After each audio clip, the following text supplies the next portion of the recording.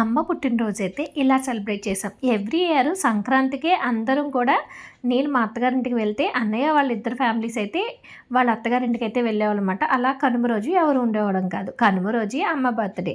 Last year నేను కనుమ రోజు ఉండడం వల్ల అమ్మకి ఫస్ట్ టైం కేక్ కటింగ్ చేయించాను. ఈసారి చిన్న అన్నయ్య వాళ్ళ ఫ్యామిలీ కూడా ఉన్నారు.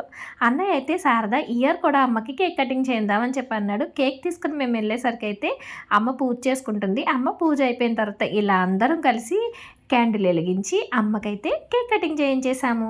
చాలా చాలా హ్యాపీగా ఫీల్ అయిందండి. చిన్నప్పటి నుంచి కూడా మనకి ఏం కావాలో ఏంటో అన్నీ జాగ్రత్తగా చూసుకొని మనల్ని కని పెంచే అమ్మకి ఇలాంటి చిన్న చిన్న ఆనందాలు ఎంతో సంతోషాన్ని కలిగిస్తాయి. మనవడు మనవరాలతో కలిసి కేక్ కటింగ్ చేస్తే ఆ ఆనందానికి అవధులేనట్టుగా అమ్మ చాలా చాలా హ్యాపీగా అయితే ఫీల్ అయింది. ఈ ఇయర్ మా చిన్నన్నయ్య వాళ్ళ అత్తయ్య గారు అంటే మా చిన్నదన్న వాళ్ళ అమ్మగారు కూడా మాతో పాటు ఉన్నారు. కేక్ పెట్టినప్పుడు చూడాలి మనవడు మనవరాలతో పాటు ముందు మా అత్తయ్య గారు కూడా మా అమ్మకి కేక్ పెట్టేస్తున్నారు.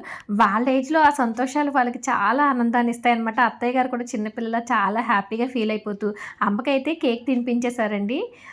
ఇలాంటి చిన్న చిన్న పనులే వాళ్ళకి ఎంతో ఆ సంతోషాన్ని ఇచ్చి ఆరోగ్యాన్ని ఇంకా పెంచుతాయన్నమాట. పెద్దొదిన వాళ్ళు ముందు రోజు వాళ్ళ అమ్మగారి ఇంటికైతే వెళ్ళారనమాట. వెళ్ళే ముందే మా అమ్మకి అడ్వాన్స్ హ్యాపీ బర్త్డే చెప్పేసి మరీ వెళ్ళారు. మేమైతే ఆ రోజు మార్నింగే మా అత్తయ్య గారికి స్టార్ట్ అవుదాం అనుకున్నామండి. ఇంకా అన్నయ్య ఫోన్ చేశాడు కాబట్టి కేక్ కటింగ్ అయిపోయిన తర్వాత వెళ్దామని చెప్పి కేక్ తీసుకొని అయితే వెళ్ళి కేక్ కటింగ్ అయితే చేయించేసాము. మనల్ని కని పెంచిన అమ్మా నాన్నలకి ఇలాంటి చిన్న చిన్న సంతోషాలను ఇవ్వడం చాలా ముఖ్యం. మీరేమంటారు? కామెంట్ చేయండి.